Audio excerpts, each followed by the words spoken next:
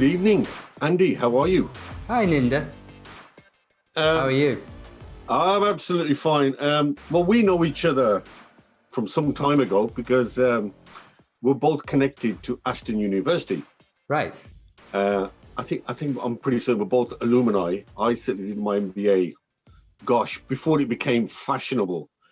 So I Right. knew you were an impressive fellow because you were chairing the meetings when we all got together quite well, and we've stayed in touch. And of course, what we're going to talk about today is your new book, Start with What Works. Right.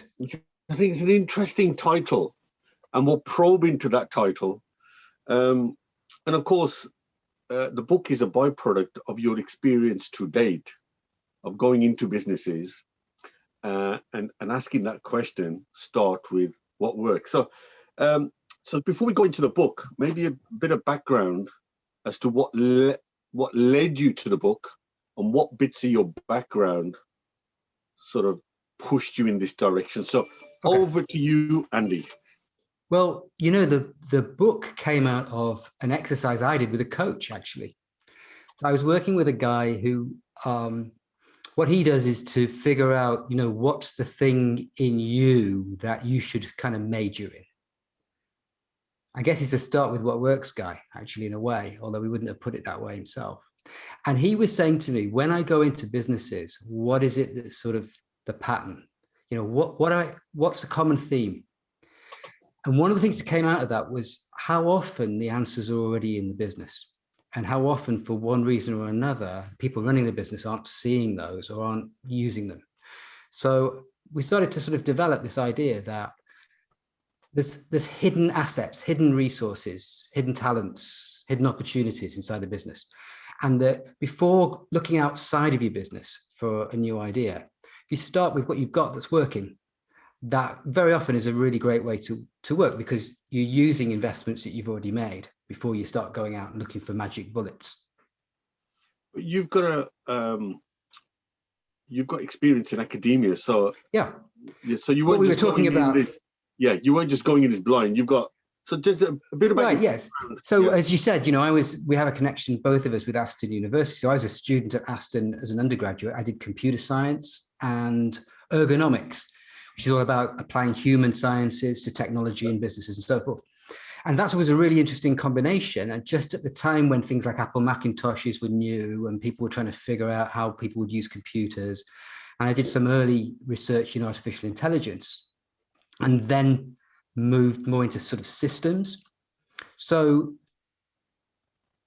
I was really interested in kind of the interaction between technology and people and systems and organizational change. And I did all of that for quite a while. I was a lecturer for a while in the business school. But the interesting thing was, as much as I loved teaching, my research, I was kind of running out of road on the research side, because I really wanted to see whether the things that I'd been looking at would work for clients. I enjoy human interaction and the teaching side of it. I wanted to go out and solve some problems for some clients. So I decided at the end of the 1990s, you know, to leave the university and start consulting, or start seeing if I could apply these ideas outside the university. I've always stayed connected with the university, still do some executive education work with them. And of course, you know, we met through the Alumni Association. So it's kind of an interesting combination of ideas, and quite a lot of those things I can see in the book, even though I don't use the jargon now, but ideas I learned in computing, ideas I learned in looking at organizational change and how conflicts build up between silos, that sort of thing, coaching theories, so it's really the combination of all those things at once, and then you know, sort of more business strategy, the stuff you do at an MBA. That's the kind of thing that I've done in executive education work. So kind of pulling all those things together with this guiding idea that what if the answer's already in the business, or what if before you start looking outside, you could build a foundation that would mean that new ideas would take better, and that the organizational immune system wouldn't reject new ideas, but you could strengthen what you've got and then actually be better able to use new things. You mentioned the book that you started before COVID. Yeah. And during COVID, did that alter your mindset? Did you think that all the research, all the experience you'd had up to date, going into businesses of all sizes, of all sectors, in all geographies, did you think that those thoughts would still be relevant post-COVID? Did you think business, actually the way it operates hasn't changed? Or did you have to change your thinking on how you wrote the book? Yeah, we talked about this quite a lot, actually. I talked about it with my editor. And part of the view was, well, this book's based on principles, which I think hold, if you look at great entrepreneurs throughout history, they've often been resource constrained in the early days. They've started with what they already had that they could do something more with. If you look at businesses that have successfully changed and shifted over the years, adapted to new circumstances, I don't know, like IBM is a lot of people talk about, or Netflix, they pivoted, that's the word everybody likes using now, off what they already had. And so I wasn't worried that the principles wouldn't still hold, although the world's changed a lot. Of course, we had a lot of acceleration of digital adoption. In some ways, I think people will find the ideas in the book easier to get their heads around because they've had a year of finding out just how much they can change. And, you know, the businesses that one example I think I did manage to mention in the book was, you know, how people like Mercedes started making ventilators, right? But lots of people, I'm sure people, you know, watching, listening, will know how they managed to sort of turn what they already had in new directions. I know businesses that went from B2B to B2C and sort of found ways to sell stuff to consumers directly out of the back of the factory, that kind of stuff. In a way, that's the same principle. So you said when you go into a business, they rarely look at what's inside. They always immediately think the solution's outside. So typically, what was it on general that you found the business wasn't functioning well in? What was it? Sales? Was it finance? What is it that, generally speaking, when you walk into a business, they've called you because there's a problem. There has to be a problem. And generally, what do those problems normally revolve around in your experience? Well, I'll tell you what, this is, when I've looked at my own, like starting with what works in my own business, one of the things that, you know, marketing people always say to you is, you know, who's your ideal customer and what's the situation that's going on? So when I've reflected on that in my own business and thought about my best clients, the ones where I feel like we've contributed the most value and they've been happiest and there's been repeat business and what have you, this is what they usually say is, the business is okay, but I know it could be so much better. So I'm not like a turnaround guy, for example, although I do, again, turnaround people very often use these principles, and maybe we could come back to that. But my usual scenario is somebody's maybe recently become the MD or the CEO, and they're saying, you know, this is a great business in many ways. We're doing pretty well, but I know we could do so much more. I just can't get people to see the potential. And so I'm often looking at that sort of, how do we take an average business and make it much better? So without trying to probe too much. Yeah. So they call you in because they know they could be better. Do they want you as a fresh set of eyes to suggest how they could be better? Or do they use you to convince the workforce that things could be better? Well, I've certainly done both of those. And it's interesting, it's not always the workforce, it's often sort of middle layers of management. I mean, to come back to the turnaround thing I just mentioned there, to pick that up, I know a turnaround guy who his first sort of approach is he goes to the shop floor, you know, or the customer service people, the customer facing people in a service business. And he says, how did management mess this business up? And he often finds that that's a fantastic source of ideas. Because very often those people are very close to the customers, or they see production issues if they're on the shop floor. They know what needs to be done, what doesn't need to be done. And so I've always tended to regard everybody as potentially a great source of information. And managers with the best will in the world can get cut off from that really good source of information. Interesting, because I was reading a case study where people were brought in because the workforce just wouldn't listen to the guy running the ship. Right. And he needed someone else to come in to sort of say what he wanted to say, but they obviously trusted the guy from outside rather than from the guy inside. which is interesting because that's not what your book says. Look inside first before you bring somebody from outside. Well, right. I think bringing somebody in from it depends on the attitude, right? There are broadly, I think, two different schools of consulting. One school of consulting is we'll come in and do it to you. And those come in and they have loads of people and loads of, flip clipboards or whatever, the modern version, PowerPoint decks and all this kind of stuff. And they kind of tell you, this is what you need to do. That's one approach to consulting.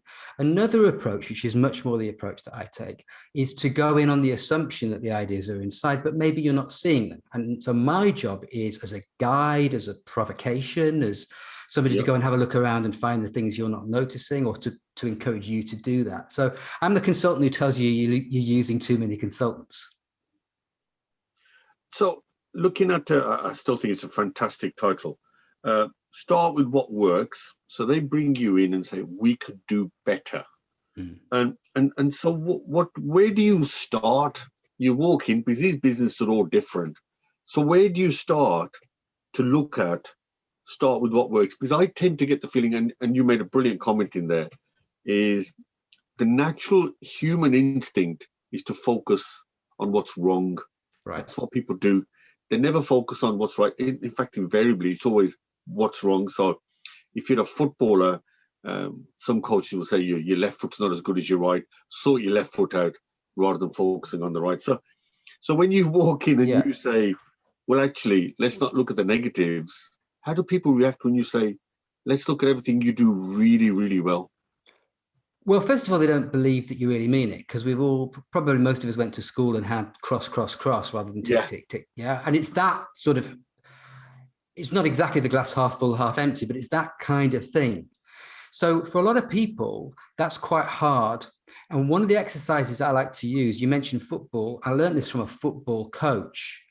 He was a guy that was coaching the apprentices at Notts Forest, and I was on a course with him years ago. Okay. His own son was an apprentice at Bolton Wanderers. And so this course took place on weekends, and on Sundays, the apprentices would be playing, and I don't know, Bolton would play Wolverhampton or something like that. Yeah. And no one really cares whether the apprentices win or lose. I suppose the families do, but he didn't care, this guy who was a coach, because all he wanted was for his kid to improve well enough that he had a chance to actually make it as a professional. So the results that day didn't matter. What mattered was how they won, how his lad improved. And he always used to phone him up at lunchtime on a Sunday and say, did you win? All right, fair enough. Then his next question was, what did you do right?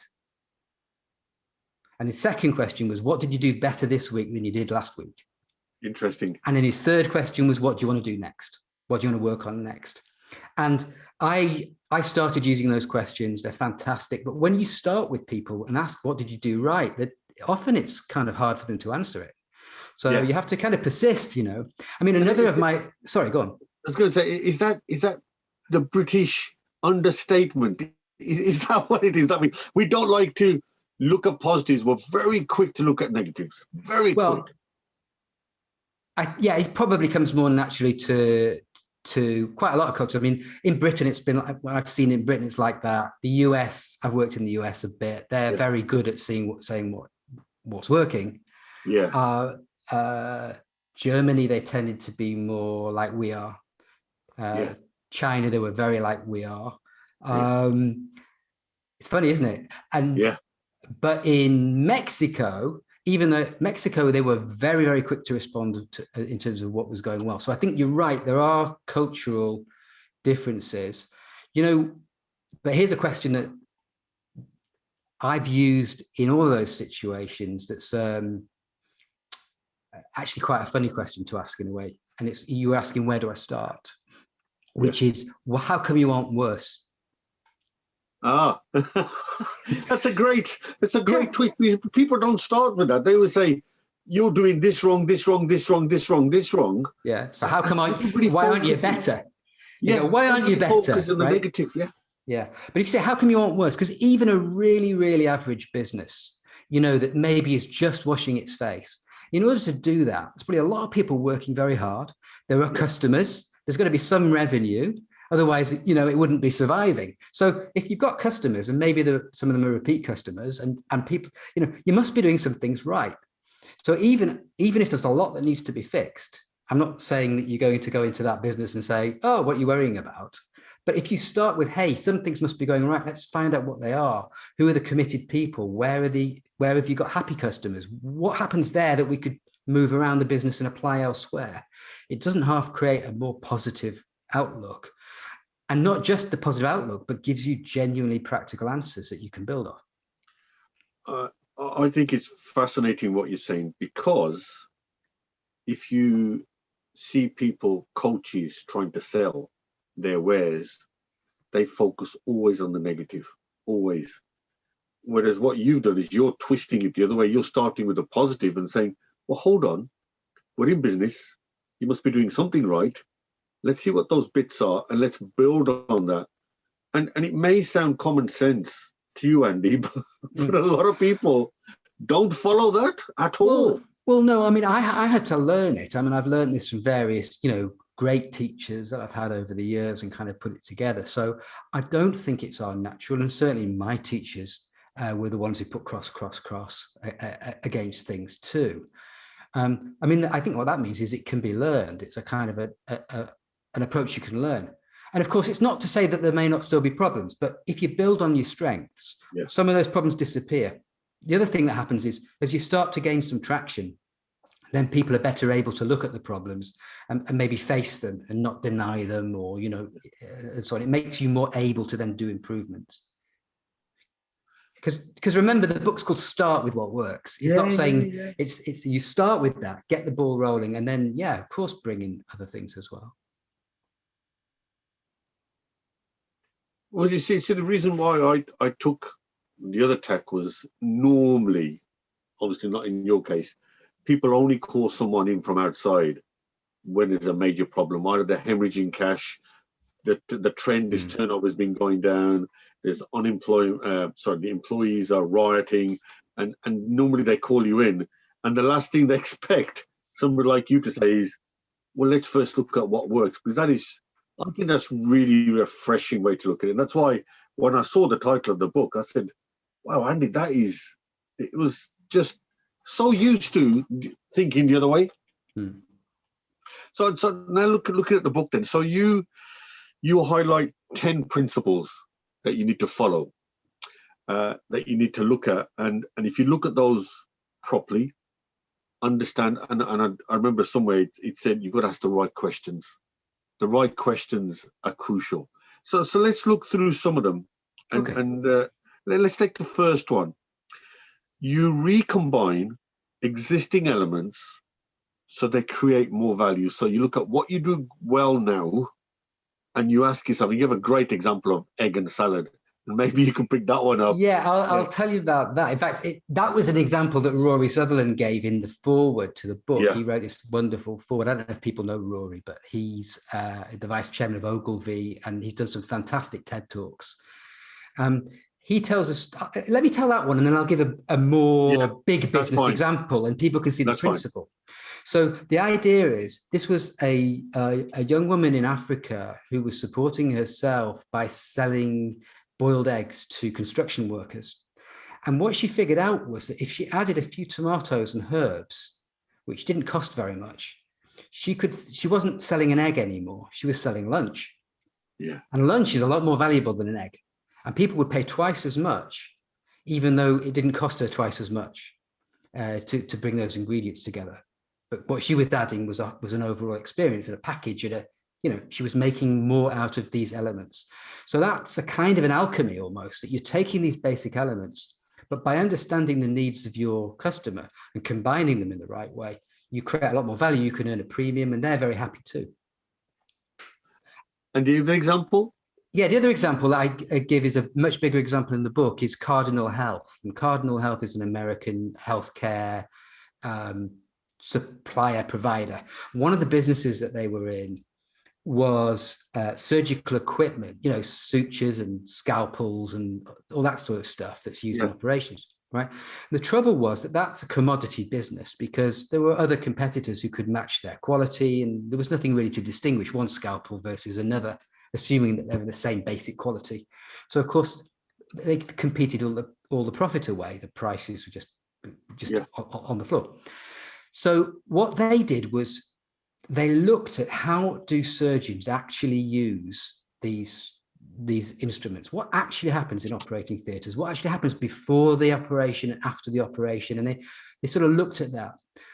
And what they found was that there would be a cabinet and there would be lots of these different surgical instruments in there. Before the operations, a nurse would have to go look at the list of operations that were going to be performed, look at the sort of the list of all the different things you would need for each operation, assemble all of that onto a tray, make sure everything was sterile, bring it into the operating theatre, hope they hadn't made any mistakes, hope that everything they needed was in the cabinet for that day. Yeah. And spend time basically doing inventory management rather than nursing. Yeah. And what Cardinal decided to do was to say, hang on a minute, we could do all of that. We could figure out with surgeons what the ideal kit would be for each type of procedure. We could then use, our Six Sigma manufacturing techniques and all of that to deliver just in time, no errors. The hospital doesn't have to hold the stock. The nurse can do nursing. There'll be less accidents, less insurance claims, blah, blah, blah, create a lot more value. We can charge a lot more than we would just for the breakdown cost of those items, because it'll be sterile, everything will be in the right order, it'll be delivered when you need it. And that's a lot like the idea of the egg and the tomato and the herbs, if you think about it. So it's just a bigger business version of it. Yeah. So taking the second example, what they did was they looked at their product, they studied the customer, yes, understood the pain points for the customer, yes, and then resolved it. So are you saying then that businesses by default then haven't studied the customer, haven't understood what other pain points they've got, and as a result, they're stuck in the rut? Is that what you're saying? Well, there are plenty of businesses that do this sort of thing well, and there are plenty of opportunities for businesses to do more of this. So I'd put it that way. Right. Okay. I put it that way. And I think that you have to keep doing it too, because, the world obviously changes very fast for all the reasons everybody's very familiar with, which means that the hassles change, new products bring new hassles because you have to integrate them, or you learn, people start behaving differently. So you want to continue to stay close to how your customer is using things. And, the interesting thing is, Ninder, in a way, I feel like I'm not saying anything that anybody doesn't know. If you went to business school, you'd certainly hear this, and it's in lots of books. But the reality is that people don't actually get round to it enough. I think not get round to it, and quite frankly, they've forgotten how to do it, and you've just reminded them. Have you thought of this? When I read your book, there's some fantastic stuff in there, and I'll tell you what it did.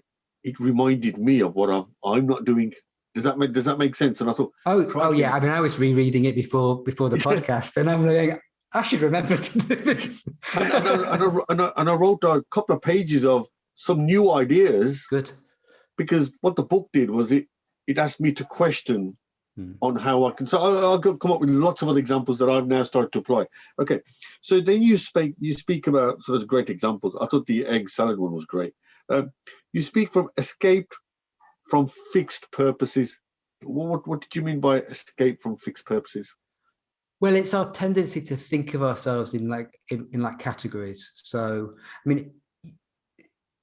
a lot of product businesses, for example, there's this idea of moving into services. In fact, the Cardinal Health example I just gave you is an example of that. And there's a great connection back to Aston Business School, because they have a really good group there, the Advanced Services Group. I don't know if you know them. Yeah, I've heard of it. Servitization. Servitization, right. Yeah. So this is, the classic people will probably be familiar with is power by the hour, the Rolls-Royce idea, whereas, they have all these service contracts and their commitment is to keep the engine working.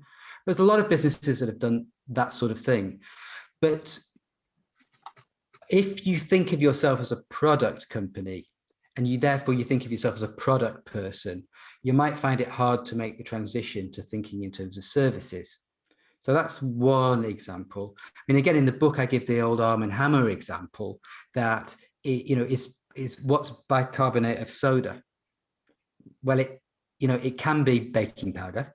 Yeah. It can be fridge deodorizer, and it can be an indigestion remedy. Now, which one's most valuable? Yeah. It depends on your situation. If you've got indigestion, you might pay quite a lot of money for baking powder.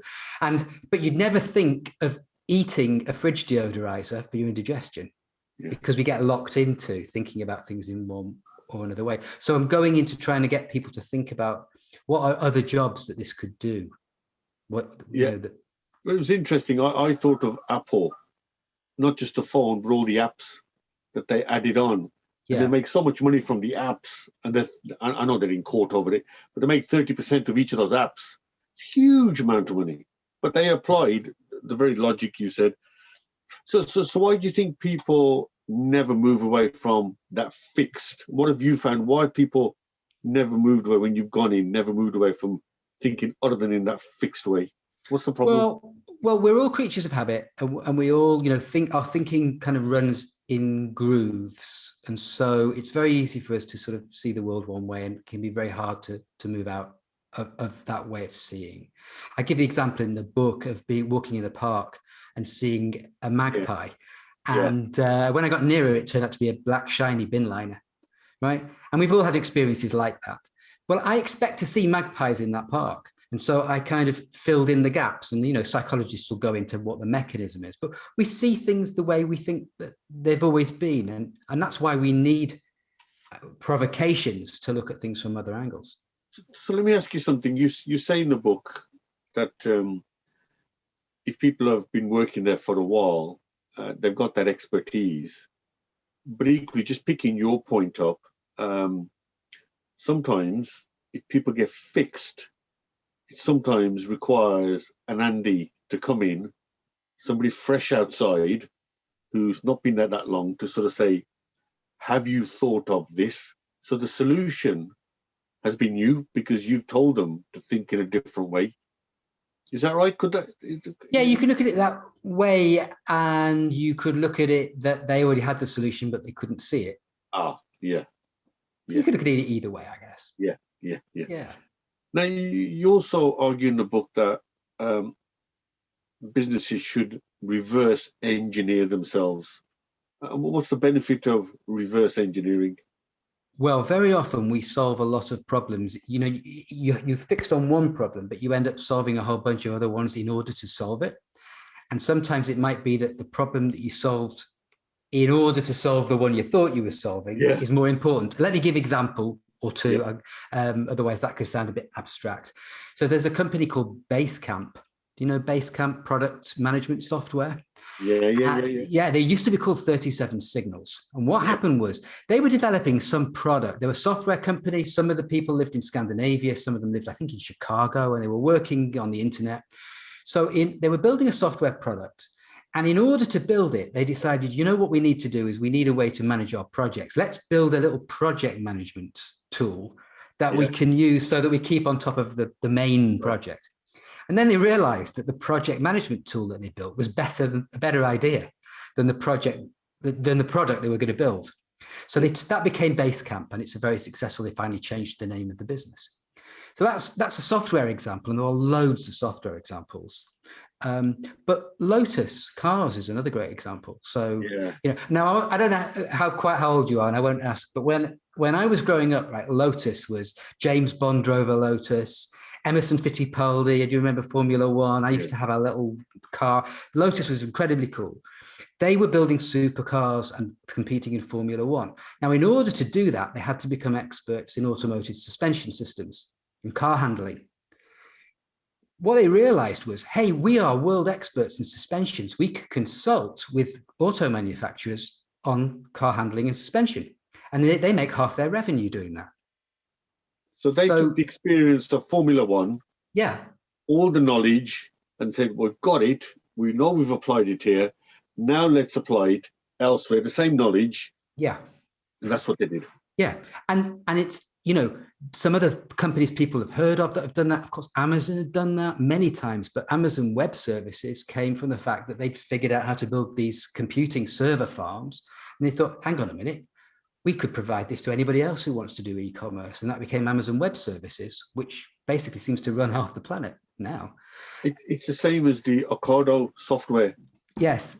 You refer that in the book, and they applied it from what was it Sainsbury's? Was it Sainsbury's? I can't remember who it was now. They were servicing They worked with Waitrose, didn't they? Waitrose, and then they moved on. And now Kroger in the US use Ocado, ICA in Sweden. You know, they've got contracts all over the place. And they've become, from becoming a grocery company, they escaped that mindset. They're now a technology company, even though they still do the first thing. So, yeah. And their share price rocketed once they'd worked that they were actually an IT company that happened to be in the food business, and then obviously allowed other people. The whole thing just rocketed. Right. You say, "Let the world teach you," and that's quite a statement. So, how can the world teach you and make you better in the way you describe it in the book? Well, you know, when somebody has a new business idea, and it might be, you know, a relative comes with an idea for a startup, which is always an interesting conversation. Yeah. Or you're, you know, the boss and an employee comes with an idea and says, you know, I've got this idea. How do you know whether it's going to work or not? And the truth is, if you look at the history of stuff like this, a lot of really clever people have got this wrong on many occasions. You know, my favorite one is the A&R guy who turned down the Beatles because he said that guitar music was going out of fashion. This is like 2 years before Jimi Hendrix, I think. Yeah.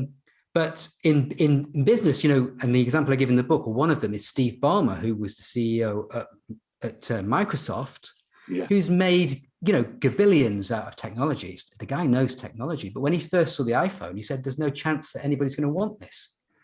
And so my point is, you know, anybody can get this kind of stuff wrong. So if somebody comes to you and says, "Here's my business idea, Ninder," well, if they say, "I want to open a laundrette," then you can say, well, you know, we know whether that will work or not. But if they've got some new idea, it's really hard to know whether it'll work or not. That's right. But what you can do, and you know, in Silicon Valley, this is kind of fairly standard, but a lot of businesses don't know about this, is you can look at an idea and you can say, what has to be true for this idea to work? And how can I test whether that's true or not as quickly, as easily as possible? Should I give you an example? Yeah, I've got one for you as well, I think. Okay, so the example I use in the book, which is quite well known one, is Zappos Shoes. So that's an online shoe shop, okay?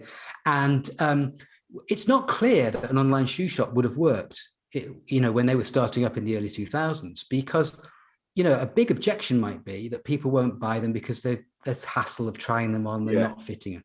So rather than investing huge amounts of money, which some businesses at that time did, like Webvan was a very early online supermarket that completely failed. They did market research. People said, yeah, we'd love to buy our groceries online, but then they just didn't buy them. You know, people had to figure out the formula. So if you're thinking of selling shoes online and it's 2000 and I don't know exactly, 2003, you don't know whether people will just say, I'm not risking it, or whether they'll do it or not. So you don't want to build warehouses and with robots to pick stock and all. What they did was they went to the local shoe shop. They took photos of some shoes. They posted them on a simple website and they looked to see if they get any orders. If they got an order, then their plan was, we'll go to the shoe shop, buy the shoes and take them around to the customer. And that's a very modest, cheap, easy thing to do. From the customer's point of view, it's a perfectly good experience. They don't know that it's somebody going down to a shoe shop and probably not making a profit because they ordered shoes and got them. But it establishes this assumption, the truth of it. Oh, people will take a chance and will buy the shoes. So now you know that, you can invest in the next step. Rather than having an elaborate business plan, which has to show this hockey stick and, you know, how it's all going to go brilliantly. Everybody piles in and then you realize it's not working, but you can't admit it. And you kind of, you know, get a very uncomfortable experience. So let the world teach you what works. Two observations. Firstly, completely agree with you. I interviewed Joe Foster from Reebok. Right. And they were struggling to make any impact in America. And one of their employees, exactly what you said, Andy, one of the employees came up and said, listen, I've been picking my wife up and they do something called aerobics, he said. And he said, what's aerobics? He said, they like to dance, but they said the women were complaining that they can't get the trainers. So I think we should manufacture a trainer. And the guy who was running the US operation scoffed at the idea and said, this will never work. What he didn't know was that the guy who made the observation went on the side and made a couple of hundred pairs without anybody knowing. Right. It didn't cost a fortune. The ladies wore them and they were a hit, but only 200 pairs. So he tested exactly what you're saying. Yeah. He tested it. And when the response was great, they were able to break into the American market because of all the big brands, which was Adidas, Puma, and Nike. Right. They were all concentrating on the male side of the trainers. Nobody had thought about the women's side. And they took a gamble, but only 200, so it was a small calculated gamble. And that, Joe will tell you, was his bit of luck that enabled them to, from the side, completely take these people. And I said, well, how did they react? They said they never saw it coming. They just never saw it coming. And my personal experience with the magazine, the Business Influencer, COVID came along. We were in March and we tested it. And we said, look, let's do the first issue. Let's do a small run.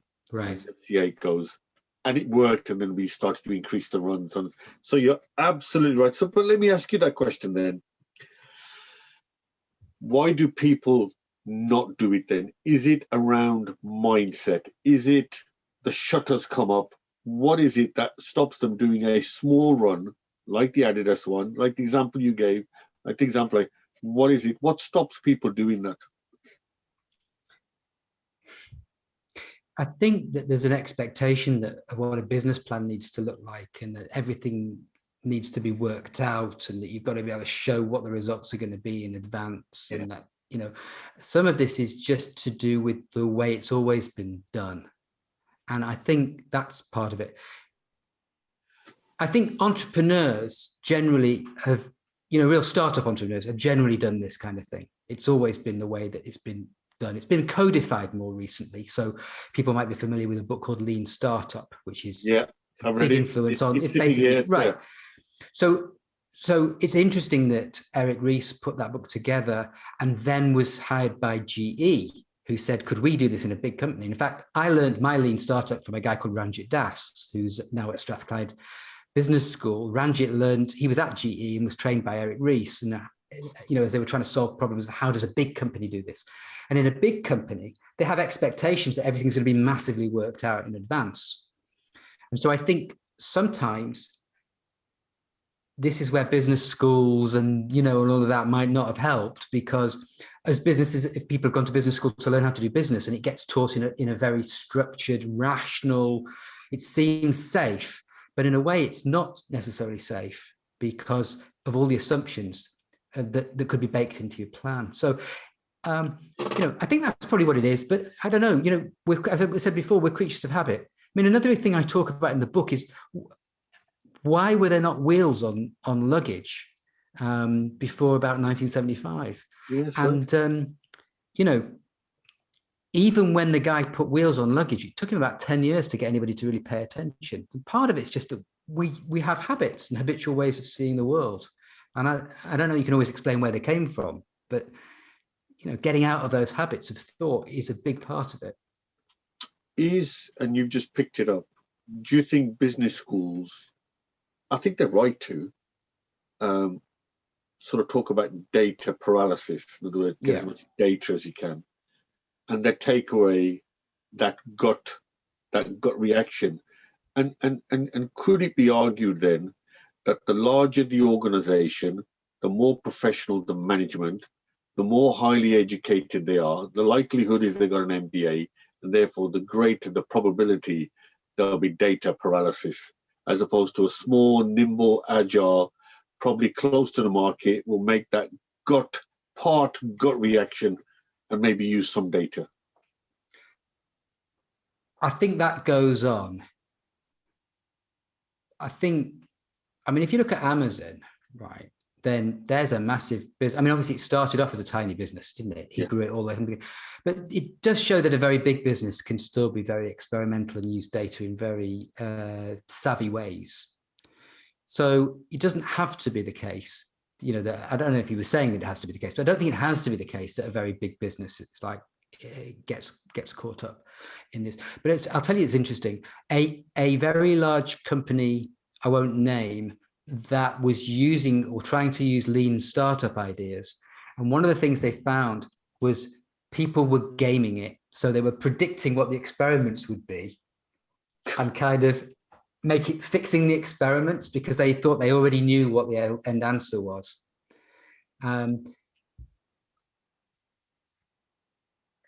The trouble if you're going to use an experimental method, and this is a problem even for scientists who do experimental sciences, you get improved wrong all the time. It's part of the method. And a lot of, it's quite hard for most people. Even if you look at science, even some Nobel Prize winners, it turns out they faked the data because they already decided what it was going to be. And I think it's really hard to be truly scientific because most of the time you're finding out what doesn't work. And it's all very well to say, oh, fail fast and learn your lesson and all of that. It sounds great. But the truth is, you've got to be pretty tough mentally, actually.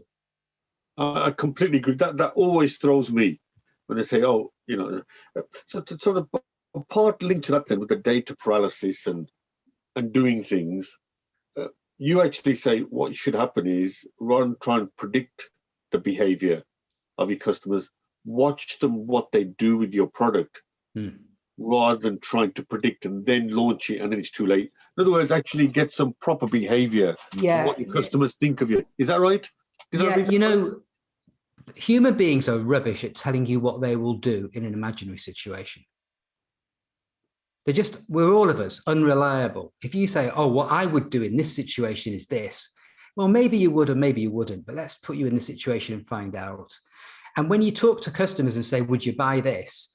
There's, again, psychology researchers know about this as a sycophantic subject. They want to be nice.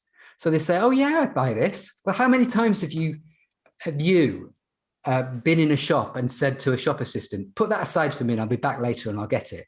And then you didn't buy it. How many times have you been told on the other side of it, we're definitely going to do this deal, Ninder. We're definitely going to, and then you never hear from them again. You get unlimited access to their voicemail. That's the only thing you get. Right? So people are not, and it's not that they're lying, it's that they just don't necessarily know. So all I'm saying is, if you want to know whether somebody will do something, you've got to put them in either the situation or a realistic simulation where there's some, to use a lean startup term, skin in the game. Yeah. Like they may not necessarily have to give you money, but they have to give you some time. There has to be some commitment. Otherwise, just because someone says they're going to do something, well, every manager knows that just because someone said they're going to do something doesn't necessarily mean it's going to happen. And just looking at human behavior, how do you get, you've just walked in, you've explained to them your methodology, you've explained them, look at it the other way around. Does that take much convincing?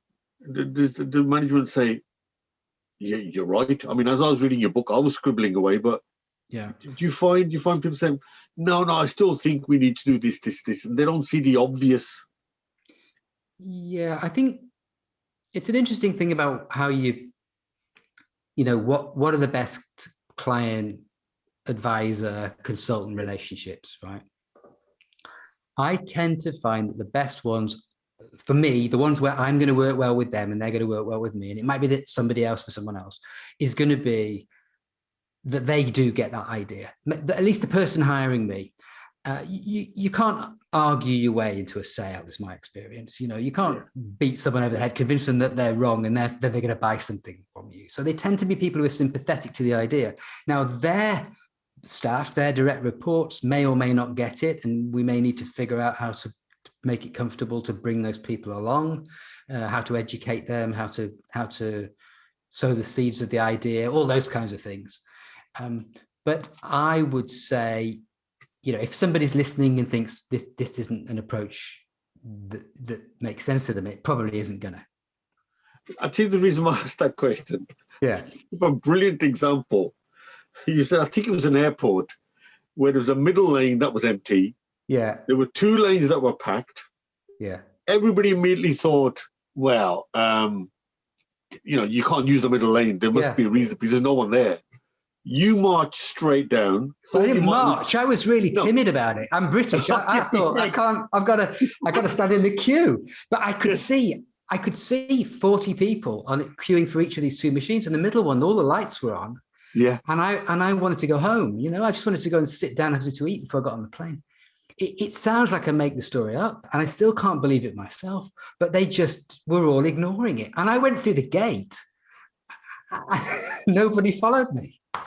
Well, I tell you where I see that sometimes. When you go into a cash machine, Yeah. and there's about 6 cash machines. Yeah. And everybody's on about 3 of them, and there's one of them in the middle. And you wonder, you assume it can't be working because no one. And when you march up to it, well, timidly, I mean, of course, you took a risk because you walked all there and it might not have worked, and everybody would have sniggered at you and said, "What an idiot." Yeah. But what they would have said was, "Oh, a typical Brit can't wait to get out of Europe fast enough." Because I was in Amsterdam. But I thought that was a great example of the way we think and how something so obvious we just don't think it's possible. That's why I asked whether it's about mindset, whether actually that's the first blocker, is the way we think and the way it's always been done and what other people do. Yeah, I think so. We spent quite a bit of time on that in the first couple of chapters, really, with the magpie example and a couple of other sort of things. Yeah. Now, you talk about, I forget the chap's name, but you refer to someone who talks about the paradox of choice. Oh, yeah. I can't remember his name. That was interesting. That was sometimes too much info doesn't work. Am I right? Perhaps you could explain that. Yeah, so I can't remember the guy's name. That's a shame. But the book's called the Paradox of Choice, and it's a very good book. And what he was saying was that we are so overwhelmed with choice that more is literally less. Schwartz, that's it, Schwartz. I've got it. And the example I gave is actually an example from that Ogilvy did. I mentioned Rory wrote the foreword, and it was for the Sunday Times. And the Sunday Times had various offers for how you could be a subscriber. I think there's 6 offers. So you could get the paper during the week and a tablet at the weekend, or you could get online during the week, but you didn't get the paper during the weekend, but you got the Sunday Times, or you could have the Sunday Times and you could have it on your laptop, but you couldn't have it on your tablet. And it's like really complicated. And they redesigned it to just give you 3 offers. I think everybody had online access, and then you could have the paper or the tablet, or the paper and the tablet. Yeah. And sales of the top option, which was the paper, the tablet, and the online, went up 129% or something. Just because if the choice is too complicated, people these days, they just go, "I can't deal with this," and they just go somewhere else. I tell you where I recognize that, and forgive me, I can't remember the program, but there's this hospitality program where Hell's Kitchens or something, where they walk in and often the menu has that many choices that if they shortened it and only had, I don't know, 6 or 10 items, one, they'd make more money, but actually the customer would get to the decision quicker and feel comfortable. And because there's such an array of choices, it just was not working. And the classic example I can think of is Nando's. You go to Nando's, there's not much choice, and people do zone in quite quickly with what they want because it's pretty concise. Now, the other thing, which was I really need to ask, and we sort of referred to it earlier, about being positive, about sometimes being reluctant and reticent to accept that you're good at something. Because one of the things you ask is, it's a bit like a SWOT, really. You say, what makes you hard to imitate? What is it that you think you do well? And people always scratch their heads when you say that because they don't think they do. But what is it that you do well? And you gave some great examples of certain businesses who internally are so interwoven. Actually, that's one of the things nobody can copy. Perhaps you could just explain how. Yeah. Okay. So this is there's a format, a framework that people who've done an MBA might have come across it. It's called VRIO, VRIO, by a guy called Jay Barney, and it's such a nice way of thinking about it that I thought I'd put it into the book. Some people don't know it, but even if they did, then they could sort of see how to build off it using the sorts of things we've talked about. So what Jay Barney said is that if you've got some kind of an asset or resource, what makes it really valuable is V is valuable, R is rare, I is inimitable or hard to imitate, and O, you need to be organized. Because if it's just valuable and rare, then if it's really valuable, people will find a way of getting it over time. And then you'll have a temporary advantage, but eventually they'll suss it out. But if you could be hard to copy, you'll keep your advantage over the long term. And some of the things that make things hard to copy are long-term relationships over many years that are built up. So people know the business really well. But it could also be relationships with suppliers. It could be relationships with customers. It could be ways they figured out technologies and tricks and know-how and ways to do things. And the examples I give of 3 companies that are more studied almost than any others. Toyota is one. Who else do I talk about? You've got the book there, Ninder. Let's stick with the Toyota. Let's stick with the Toyota. We'll stick with Toyota. I think Southwest Airlines is another one, and IKEA, right? But all those 3, everyone can see what they've been doing, and people write about that. They've been written about more than anybody. Take the Toyota production system. So everybody knows about lean or knows something about lean, and most people, maybe read a book about it, and a lot of people have studied it a lot. Even though it's been written about a lot, Toyota is still there, it's still very eminent and successful. And I actually have a friend who went and studied lean, not just anywhere, but actually at Toyota. And what he said was, it was fascinating. He said he was a very keen student of lean, but he said it was another level going to Toyota. There were guys there who'd been doing it for 40 years. Do you know how you have in martial arts, they call them sensei, the teacher? They call them sensei, these Japanese masters of the Toyota production system. They've been doing it for decades. And they had, they'd been through a sort of an apprenticeship, almost like Grasshopper in that old Kung Fu thing. They'd built it up over the years. And the level of appreciation and understanding and sophistication of what they were doing meant that even if you read all the books, you still hadn't got it. You still hadn't got it all, because it was the tradition almost, and the culture. And so that makes you very, very hard to copy.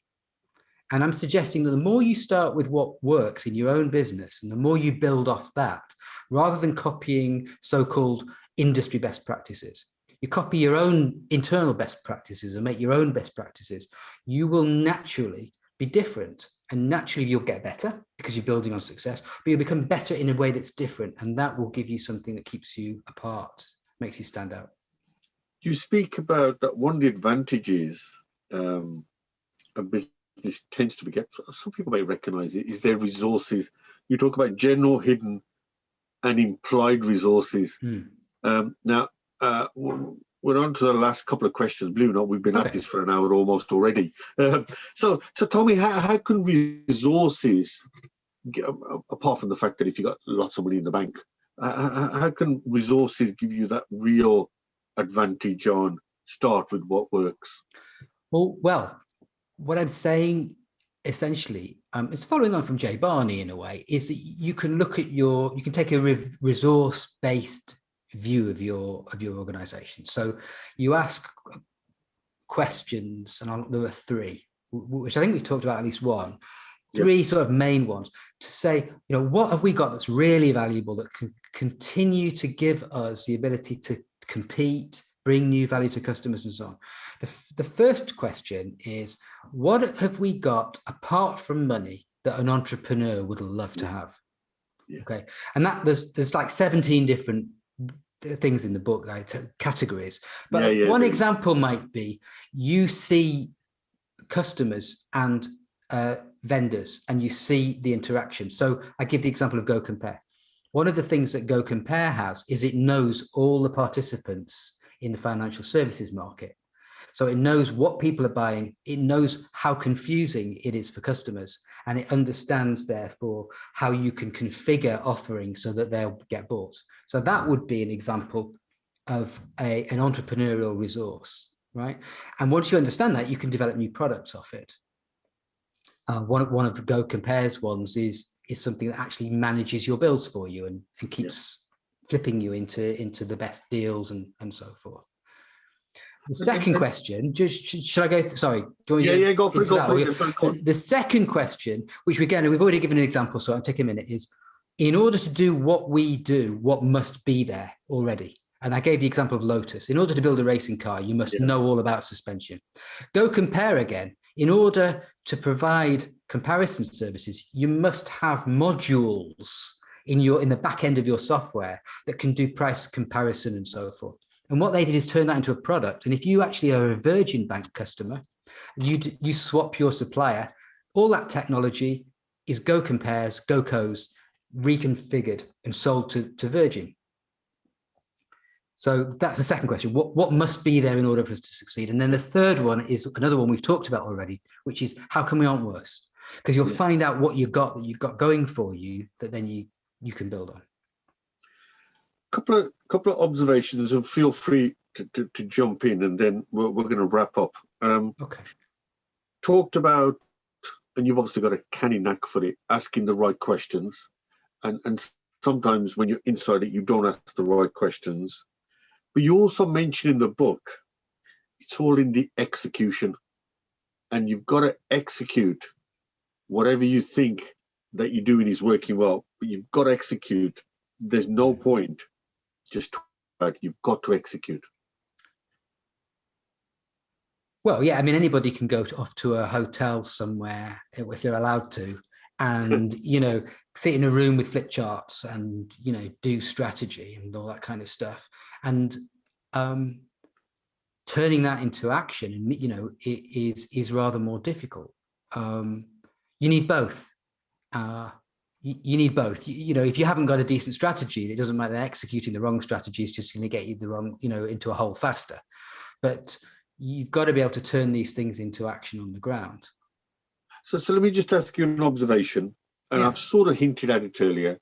You talked about Amazon, and I sort of said, well, it tends to be small, nimbler companies. And I read the autobiography of Jeff Bezos. Right.